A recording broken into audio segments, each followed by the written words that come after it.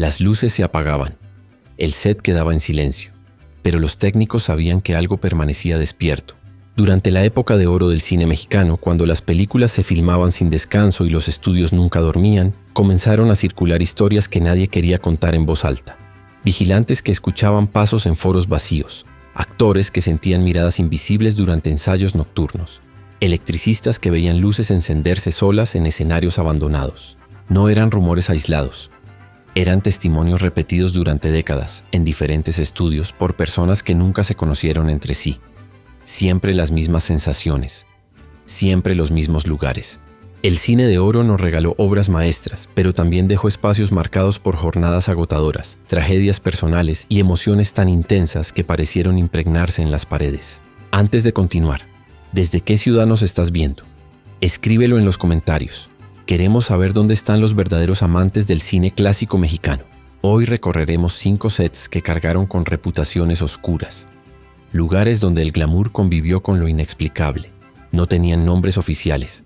Eran simplemente el foro del hospital o el set de la prisión. Espacios cerrados, reutilizados una y otra vez para representar dolor, encierro y desesperación. Durante la época de oro, estos decorados trabajaban sin parar. Las mismas camas metálicas aparecían en melodramas distintos.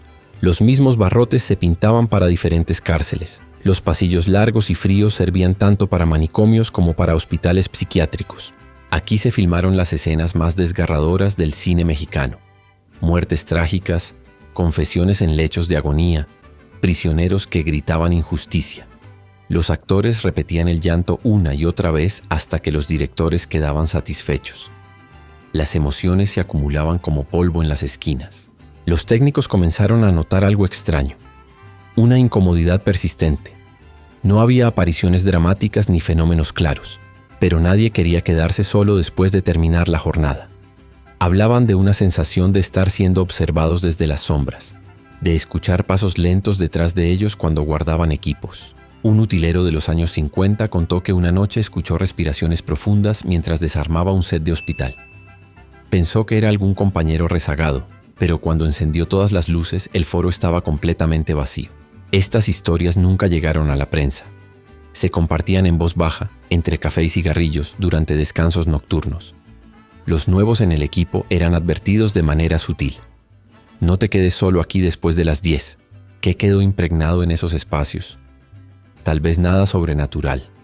Tal vez solo el peso de tanto sufrimiento fingido repetido hasta el cansancio. O quizá, como decían los viejos técnicos, había emociones tan intensas que no necesitaban ser reales para dejar huella. Lo cierto es que estos foros fueron los primeros en ganarse una reputación incómoda. No por un evento específico, sino por la acumulación, por la repetición, por las noches demasiado largas en lugares diseñados para parecer tristes. A diferencia de los estudios cerrados, estas locaciones eran reales. Residencias antiguas, muchas construidas a finales del siglo XIX o principios del XX, que el cine rentaba para producciones que requerían elegancia y misterio. La más famosa fue la mansión donde Luis Buñuel filmó El Ángel Exterminador en 1962. La residencia de Polanco, construida originalmente para un político poderoso, ya tenía reputación inquietante antes de que llegaran las cámaras. Los vecinos hablaban de ruidos inexplicables. El personal de servicio anterior había renunciado sin dar explicaciones claras. Durante la filmación, varios miembros del equipo reportaron experiencias extrañas. Silvia Pinal misma mencionó años después que hubo momentos en los que sintió presencias durante las escenas nocturnas. Puertas que se cerraban sin corrientes de aire. Cambios bruscos de temperatura en habitaciones específicas. Pero no fue la única. Otra casona de San Ángel, utilizada para melodramas de Emilio Fernández, se ganó fama similar. Los técnicos escuchaban pasos en el piso superior cuando todo el equipo estaba filmando abajo. Algunos juraban haber visto cortinas moverse en ventanas de habitaciones cerradas con llave. Lo perturbador es que estas experiencias se repetían con equipos diferentes en producciones separadas por años. Una misma casa generaba los mismos relatos, aunque los trabajadores nunca se conocieran entre sí. Un asistente de dirección de los años 50 dejó escrito en sus memorias: había mansiones donde todos trabajábamos más rápido. No por profesionalismo, sino porque nadie quería quedarse después del atardecer. Los dueños de estas propiedades rara vez admitían las historias. Pero cuando una casa comenzaba a circular entre productores como problemática, su valor de renta disminuía considerablemente. ¿Eran estas residencias realmente embrujadas antes de que llegara el cine? ¿O fue la intensidad dramática de las filmaciones lo que despertó algo dormido? Nunca hubo respuestas claras. Lo único seguro es que varias de estas mansiones dejaron de rentarse para producciones cinematográficas después de la época de oro. Algunas fueron demolidas. Otras permanecen abandonadas hasta hoy, con reputaciones que sobrevivieron al olvido del cine que alguna vez las habitó. La Cinematográfica Latinoamericana S.A., conocida como CLASA, operó desde 1946 hasta mediados de los años 50. Fue uno de los estudios más prolíficos del cine de oro, especializado en producciones de bajo presupuesto pero alto impacto emocional. Aquí se filmaron algunos de los melodramas más desgarradores de la época. Historias de madres abandonadas, amores imposibles, tragedias familiares. Los foros de CLASA se llenaban de llanto real día tras día, película tras película. Los trabajadores no reportaban apariciones dramáticas. No había figuras espectrales ni eventos sobrenaturales claros. Lo que sí había era una pesadez constante, una atmósfera densa que parecía absorber la energía de quienes entraban. Actores experimentados mencionaban sentirse inexplicablemente agotados después de trabajar en CLASA, incluso en escenas sencillas. Un cansancio que no correspondía con el esfuerzo físico realizado. Algunos hablaban de dolores de cabeza persistentes que comenzaban al entrar a ciertos foros y desaparecían al salir. Los técnicos de iluminación tenían una regla no escrita. Nadie apagaba las luces solo. Siempre en parejas, siempre rápido. No por miedo a ver algo, sino por una incomodidad que no podían explicar con palabras. Un electricista veterano, entrevistado años después del cierre de CLASA, lo describió así. No era que vieras fantasmas, era que el lugar te sacaba la energía, como si las paredes hubieran absorbido tanto llanto fingido que ya no sabían distinguir entre actuación y realidad. Los foros donde se filmaban las escenas más trágicas eran los más afectados, especialmente aquellos usados para finales tristes, muertes dramáticas, despedidas definitivas. Con el tiempo, estos espacios se volvieron pesados incluso para equipos nuevos que desconocían las historias previas. Cuando CLASA cerró definitivamente en 1957, pocos lamentaron la pérdida de aquellos foros específicos. El estudio fue recordado por su producción intensa, pero también por ser un lugar donde trabajar resultaba inexplicablemente agotador. Hoy poco queda de las instalaciones originales, pero quienes trabajaron ahí coinciden. CLASA no estaba embrujado en el sentido tradicional. Estaba cansado. Inaugurados en 1946 en la colonia Lindavista, al norte de la Ciudad de México, los estudios Tepeyac fueron pensados como el Hollywood mexicano. 11 foros de última generación, tecnología importada, ambición sin límites.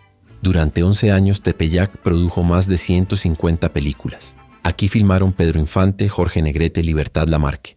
Era un lugar de celebración y creatividad, pero también de jornadas agotadoras y presiones brutales.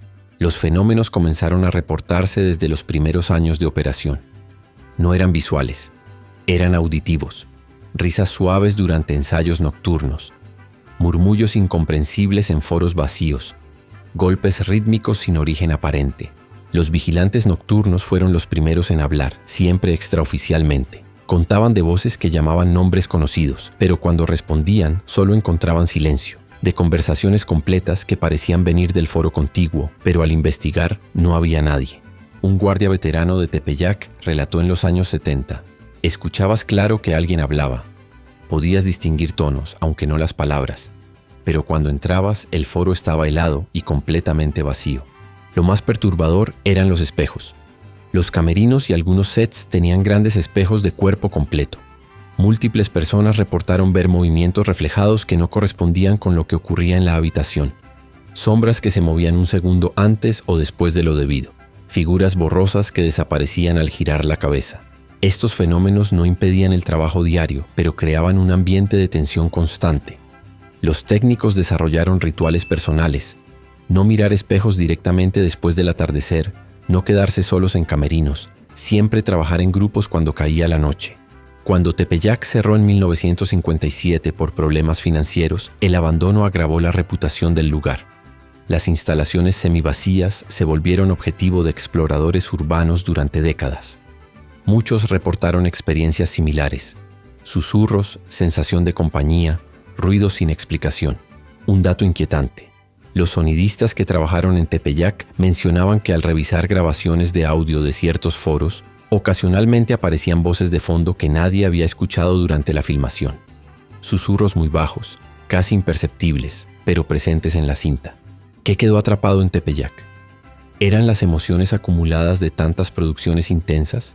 ¿O había algo en el terreno mismo, algo anterior al cine? Hoy parte del predio alberga construcciones modernas, pero quienes conocieron Tepeyac en su época de oro coinciden. El silencio de aquel lugar nunca fue completamente silencio. Inaugurados en 1945 y operativos hasta el día de hoy, los estudios Churubusco son la columna vertebral del cine mexicano. Aquí se filmaron miles de películas, desde clásicos de la época de oro hasta producciones contemporáneas. Pero Churubusco carga con otra distinción. Es el estudio mexicano con más reportes de fenómenos inexplicables en su historia. Y lo inquietante no es la cantidad de historias, sino su consistencia a través de décadas. Las apariciones más reportadas son femeninas. Figuras vestidas con ropa de época, años 40 y 50, vistas brevemente en pasillos, camerinos y foros. Aparecen por segundos, siempre en la periferia de la visión, y desaparecen al enfocar directamente. Los vigilantes nocturnos de Churubusco, generación tras generación, han coincidido en los mismos relatos. Pasos en pasillos vacíos, siempre a la misma hora, entre las 2 y las 4 de la madrugada. Luces que se encienden sin intervención humana en foros específicos. Puertas que se abren solas, lentamente, como si alguien las empujara con cuidado. Un vigilante de los años 80 dio una entrevista a una revista especializada. Una noche vi claramente a una mujer con vestido oscuro cruzar el pasillo hacia el foro 3. Pensé que era alguna actriz retrasada. Fui a buscarla. El foro estaba cerrado con llave desde adentro. Nunca salió. Los camerinos 7 y 12 tienen reputación particular. Actrices contemporáneas han mencionado sentir presencias mientras se preparan. Algunas reportan escuchar susurros de mujer, otras hablan de ver movimientos en espejos que no coinciden con la realidad. Lo más documentado son los fenómenos eléctricos. Luces que se encienden y apagan siguiendo patrones específicos. Equipos electrónicos que fallan sin razón técnica en ciertos foros y funcionan perfectamente al cambiarlos de ubicación. Un técnico de sonido de los 90 dejó registro de algo inquietante. Durante la postproducción de una película filmada en Churubusco, el equipo detectó en las grabaciones de audio ambiental lo que parecían voces susurrantes en español antiguo. Voces que nadie había escuchado durante la filmación. ¿Por qué Churubusco? Algunos dicen que el terreno tiene historia previa al cine, posiblemente relacionada con la época colonial. Otros creen que la intensidad emocional acumulada durante 80 años de producción ininterrumpida dejó algo impregnado en los muros. Lo cierto es que Churubusco sigue operando, sigue produciendo y las historias siguen apareciendo. Cada nueva generación de trabajadores suma sus propias experiencias al archivo no oficial del estudio más embrujado de México. No es ficción, es memoria persistente. La época de oro del cine mexicano construyó un legado inmortal, pero también dejó espacios que parecen recordar más de lo que deberían. Lugares donde el glamour convivió con agotamiento, donde la ficción se mezcló con dolor real, donde las emociones fueron tan intensas que tal vez nunca se fueron del todo. ¿Eran estos sets realmente embrujados? ¿O simplemente cargaban con el peso invisible de miles de jornadas, millones de emociones fingidas, años de trabajo sin descanso? Quizá nunca lo sepamos con certeza, pero las historias siguen ahí, repetidas por personas que nunca se conocieron, contadas en décadas diferentes, siempre similares. Siempre inquietantes. Si este recorrido por las sombras del cine de oro te atrapó, suscríbete a Historias y Biografías del Cine. Aquí exploramos el cine clásico mexicano desde todos sus ángulos, las luces brillantes y también las esquinas oscuras. Déjanos en los comentarios. ¿Crees que estos lugares estaban embrujados o que el verdadero misterio eran las personas que trabajaron ahí? Gracias por ver. Nos vemos en la próxima historia. Hasta pronto.